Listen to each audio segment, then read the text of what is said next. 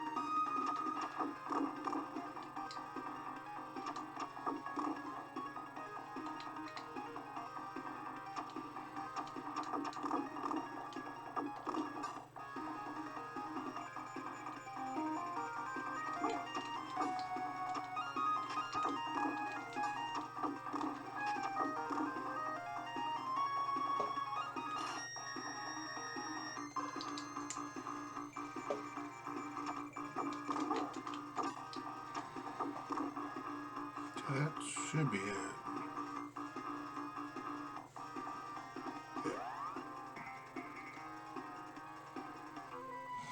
So yeah, for this race, I was only able to find Shinobi 3 and Sonic 3 as far as complete, like, inbox Genesis games.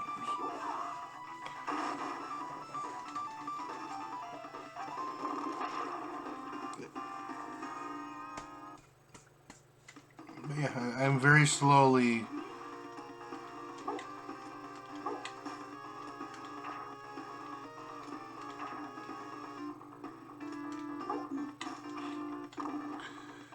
getting a semi-respectable Genesis collection going.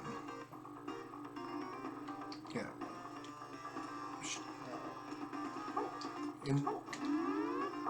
I was almost able to get Streets of Rage 3, even though that wasn't on the list. And it was kind of cheap. But it was because it was missing the manual. And I was looking on eBay for the manual, like to see if I can just get the manual by itself. And I couldn't find anything, so. Like that, I mean, honestly, man, that's kind of how I would with the NES. Like, once I got started, like, a lot of So a couple things happened for my NES thing to kind of like blow up. First thing was like, I had kind of started collecting NES like a little bit. You know, I had found my my games I had as a kid, like in the I think they're like in the garage, like in a little like foam case thing. I was like, oh, I remember these, and I was like, and then I was like, I wonder if there's any like games I just don't know about that are like really good. So I started looking into some other stuff, like, looking into other games.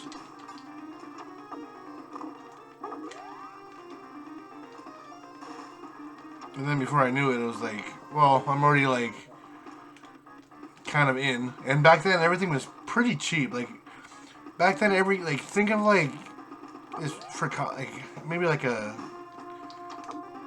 like a modern comparison. Think of like the N64. How like,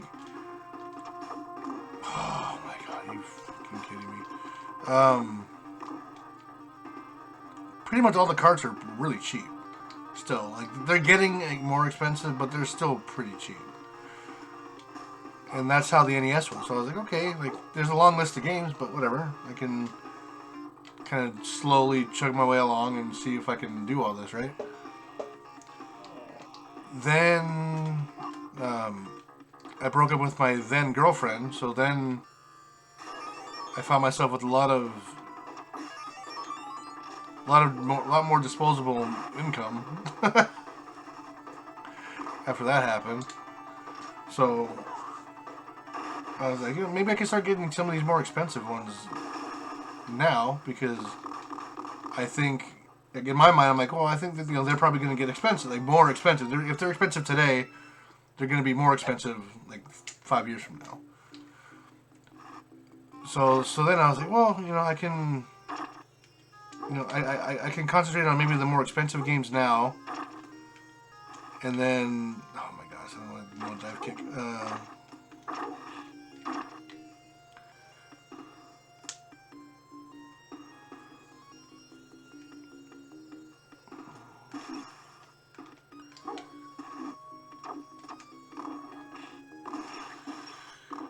And then I'll just see, I'll see what I'll see what comes up. Then, so back then, I mean, I'm sure Craigslist is still like a thing, like people still use it, but back then there was no OfferUp, there was no like eBay was there, but like not, I mean, whatever. I didn't really want to eBay stuff because that's kind of boring. But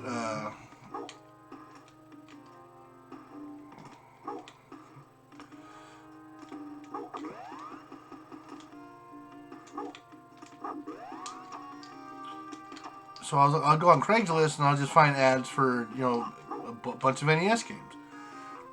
So then I got to a point where I had a lot of doubles because everyone kind of owns all the same NES games. So I was like, well, I can probably sell these for kind of probably for cheap, but that money will help me get the more expensive games. So then I ended up in a position where I think I had an opportunity at it was Cheetahman 2. Like it was a trade of a bunch of like Wii stuff. It was into a store. And they had Cheetahman 2 there. I was like it was kind of expensive, but I had asked them how long they'd had it in the shop, and they're like, well, we've had it for a while. No one's even looking at it because it was expensive back then. And then oh, you missed it. We got super bodied.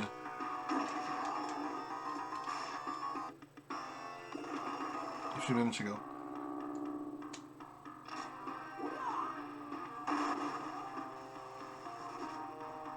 Yeah, we didn't just get bodied. We got super bodied. Yeah. So then, in my mind, so I was able to make a deal with a bunch of Wii stuff and some like common NES stuff that the store owner knew he could sell, right? So he made the trade with me for a game that he couldn't really, like, it was an expensive game, but nobody was really interested in it because it was so expensive. I was interested in it. So I was able to convince him to give me this trade because he knew he could sell the stuff I was trading in. And that's, I mean, your store owner, that's kind of what you want, right? You want to be able to make money. You can have, you can have a game worth technically $1 million. If no one buys it, it's not worth $1 million. It doesn't matter. It's just a game on a shelf.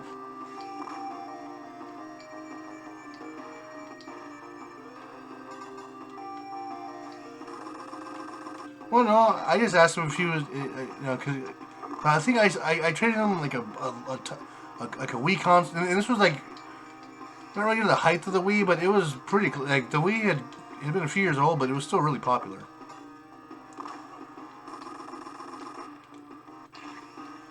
And then, so once I got Cheetahman 2, that's when I decided I was all in on collecting NES because where else am I going to go from there? As far as like collecting, like Cheetahman 2, that even back then that was a big game to get a hold of. So that was the no turning back point where I was like, if I'm gonna do this, in my head, like I told myself, if I'm gonna do this deal, then we're in it, and we're gonna get an actual list, and we're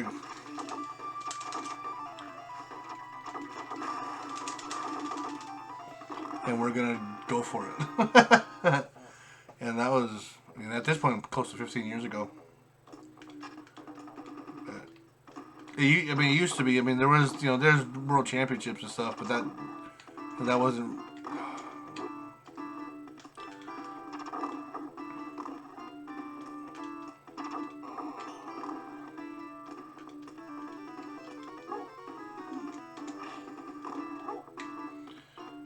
But like the world championship wasn't really real. Like to anybody, it was like, you'll see it someday. Yeah.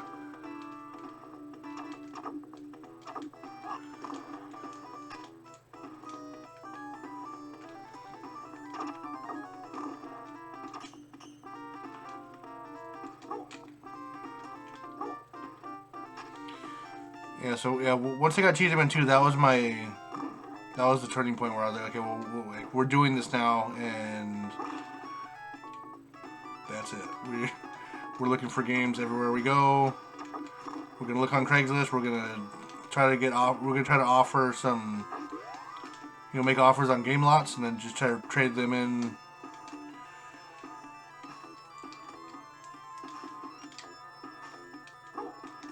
Try to trade them in, or sell them in groups. Like back then, I personally, like, I was selling a lot of like Mario 1, 2, and 3 little bundles. I was selling a lot of those. And back then, I think it was like $30 for all 3 or something, and then that was a fair price.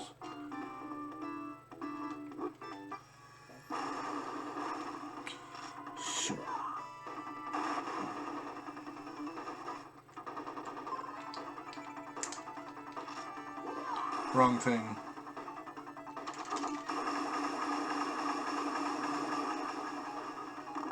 Yeah, so then I found a list on, like on Wikipedia or something. I typed all the list out, and I was like, oh my god, I didn't think there were that many. In all honesty, I didn't know. I didn't think there were that many games.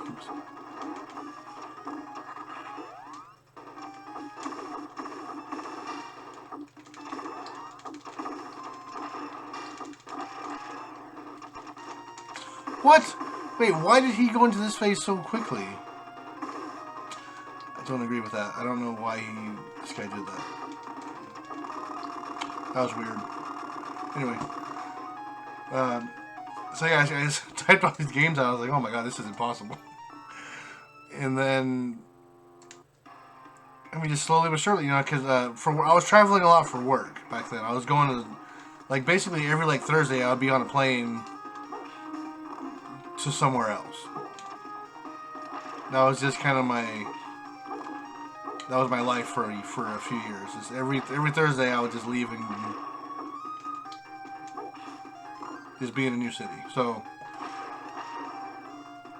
every time I would land, I would look for the local little game shop and see what they had.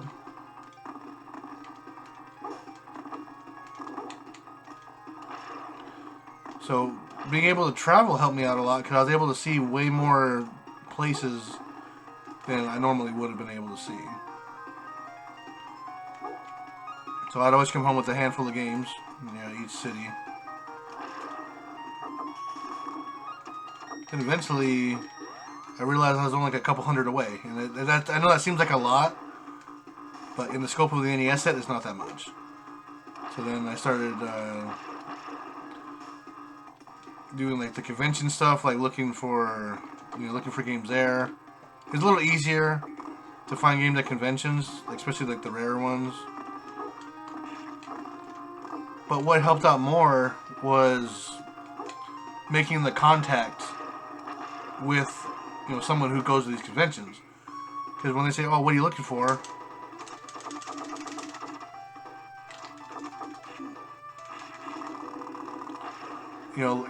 I'll let you know if I get one in. So like that's like, it's more about like that type of relationship, like when you can get with like a dealer or something. We're like, okay, cool. Just let me know if you get. I'm looking for Rockin' Cats. If it comes in, let me know if we can get a price going. I'd be down. Cool. Like a couple weeks later, oh yeah, we got a Rockin' Cats. You want? Are you still interested? Yeah, cool. So then you start kind of networking that way. Then all of a sudden, it's not hard to find basically anything, because I don't know how it is in other states, but like out here, a lot of the retro dealer people, like they all know each other. So, and most of them are relatively cool with each other. There's some cattiness a little bit, but that's gonna happen everywhere.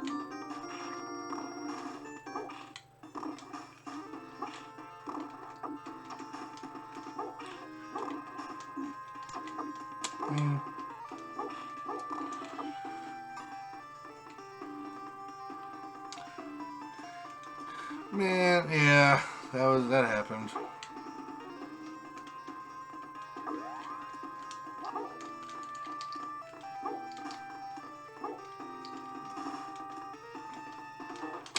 Jump, yes, there is something going on with my controller because he is not jumping.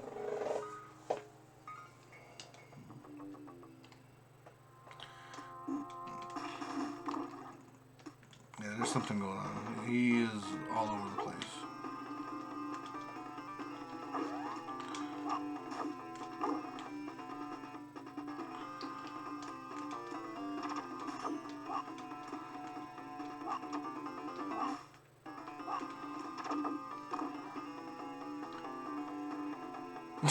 He magically appears saying no.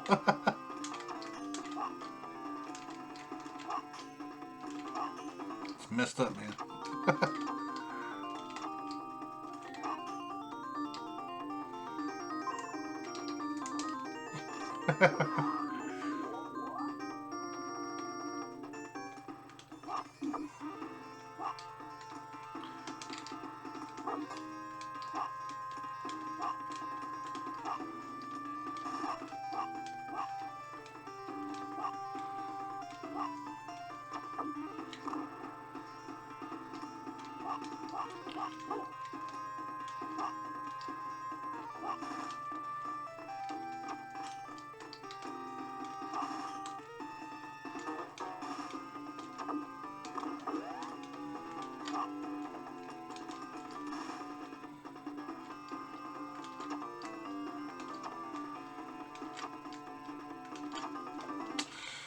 Whatever. I don't want to waste the...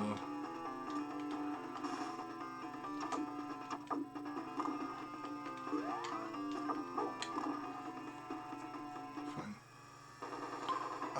I think between 6 and 10, I think.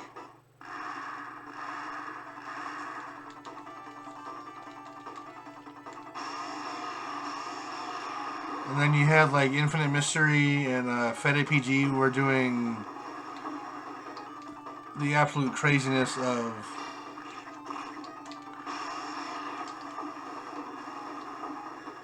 doing the whole list blind.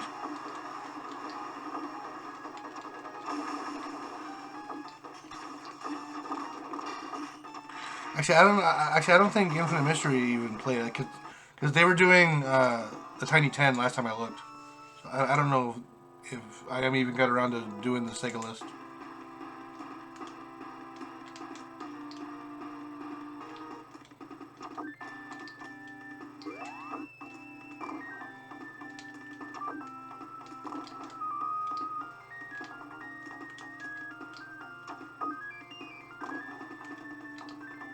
But yeah, I think my race as a whole was average, and unfortunately, average was not good enough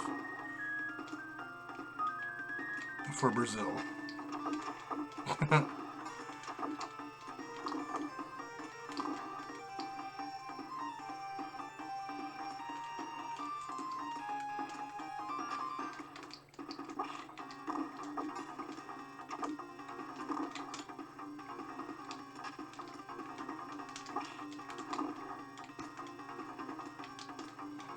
That was super lucky. I don't know how I survived that.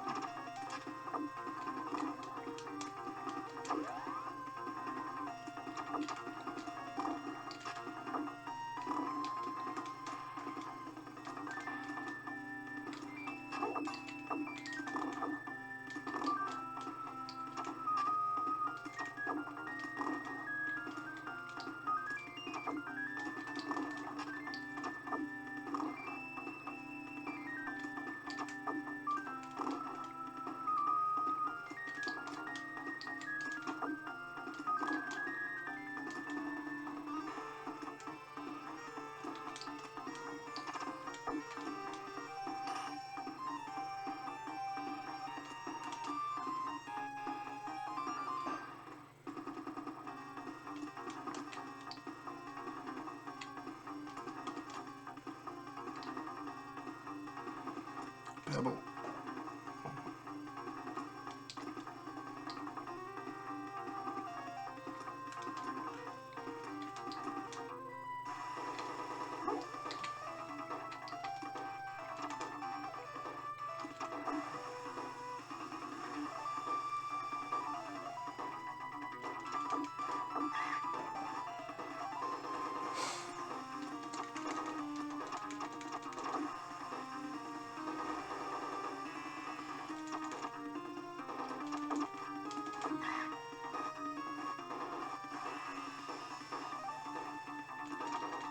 Ah, it's so weird hit. You guys like hit like the right in the middle of all the feathers.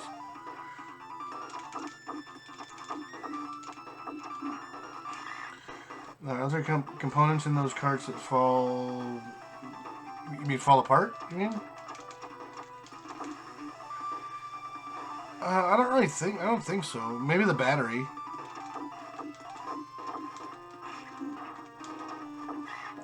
If there's a battery backup, I think those fail.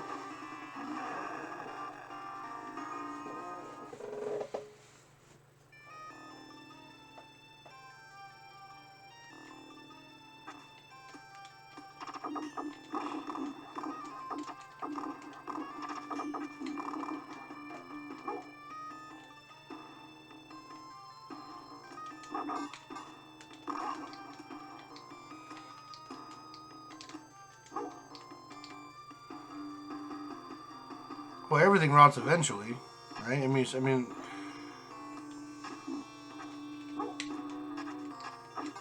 Isn't the big thing about disc collecting is disc rot, right? And people are concerned about that, where the information just gets lost. Yeah, yeah, I don't care about it because it's not going to affect me.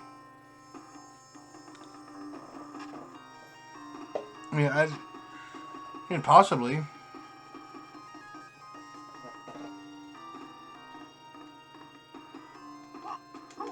You have people that are people that are concerned about shrink wrapping because it'll like crush boxes eventually.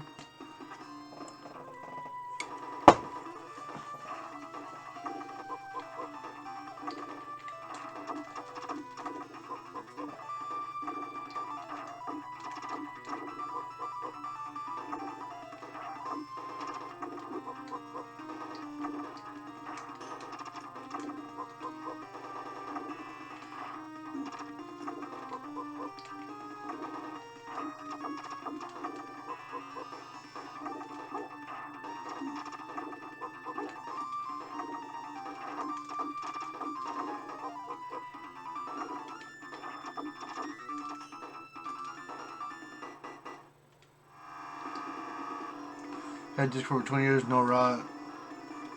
Maybe humid climate.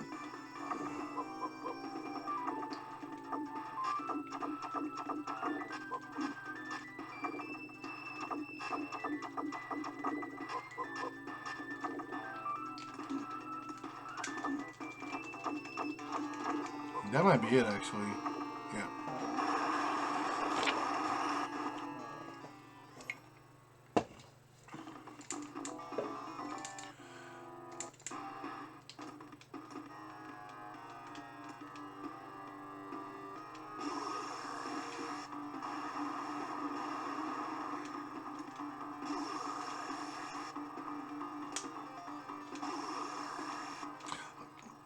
I'm holding up. I don't know what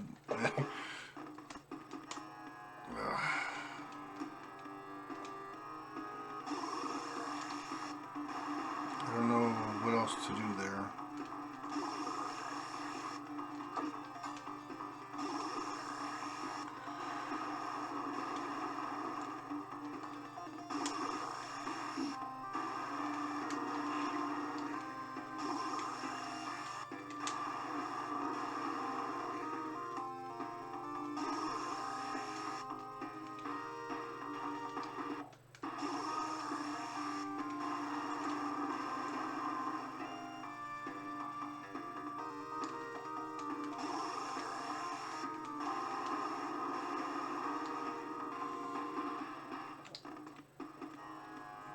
I mean, the FPGA stuff wouldn't.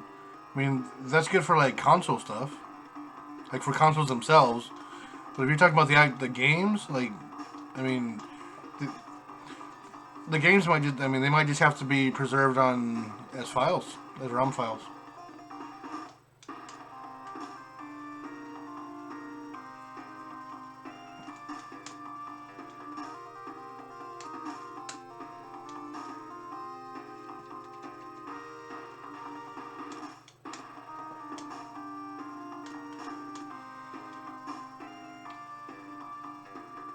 So I don't have a kid because then I gotta buy the crappy video games they want.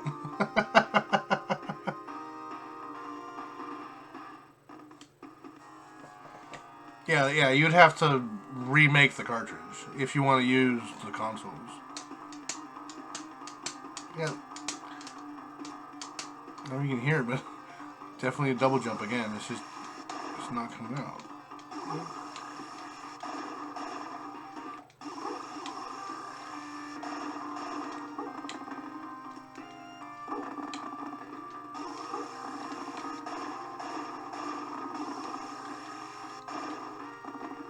Yeah, you'd have to flash the boards with the ROM in order for it to. I mean, yeah, you would just have to remake.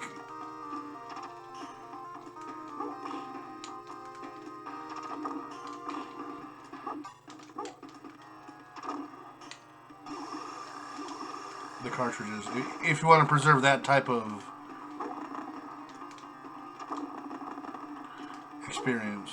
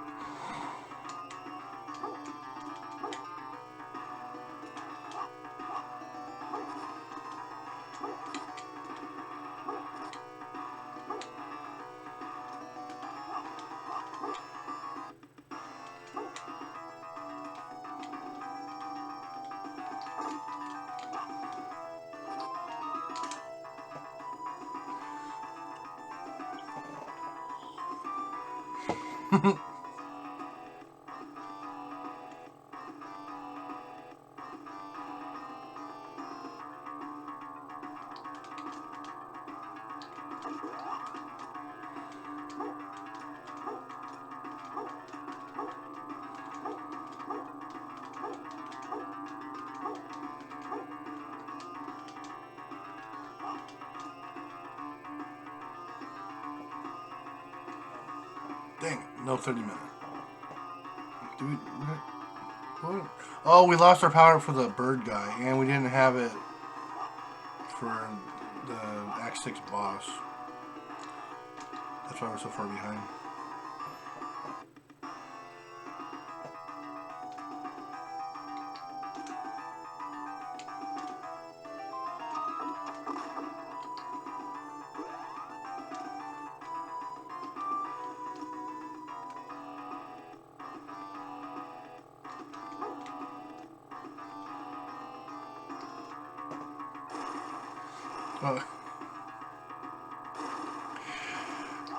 So I just looked over real quick and saw your carts are little machines also, and I read that real quick as cats are little machines because Martha is being a problem and Martha's on my brain. So I was gonna say, we talking about cats are machines. They're not machines, they're animals.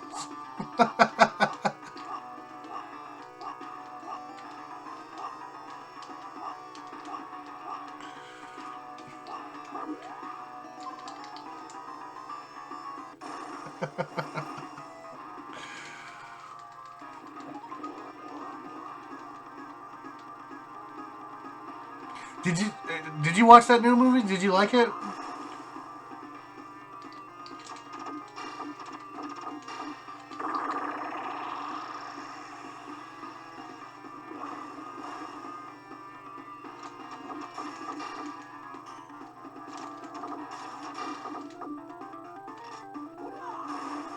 You didn't see, but the trailer looks cool. I remember, yeah. That's actually, I mean, that's a pretty good little run. I'm okay with putting that out.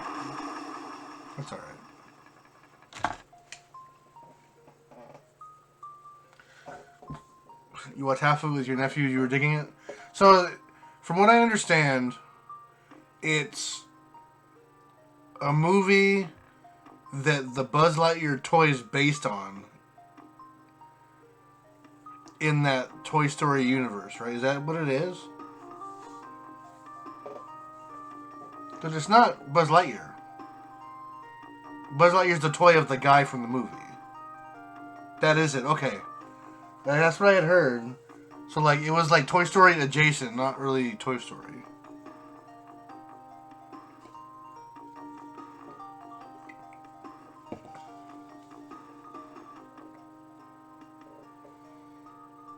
I mean, honestly, man, like the movie Office Space got panned, and it's one of the greatest movies of all time. Like, I've never. I'll usually ask my friends if something's good. I'll never listen to anyone online.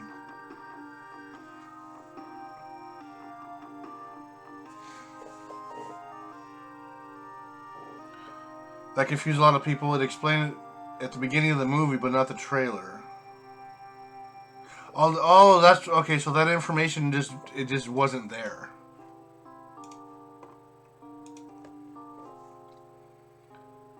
Sort of like the Wii U. And why the hell would you call it a Wii U? Just call it something else.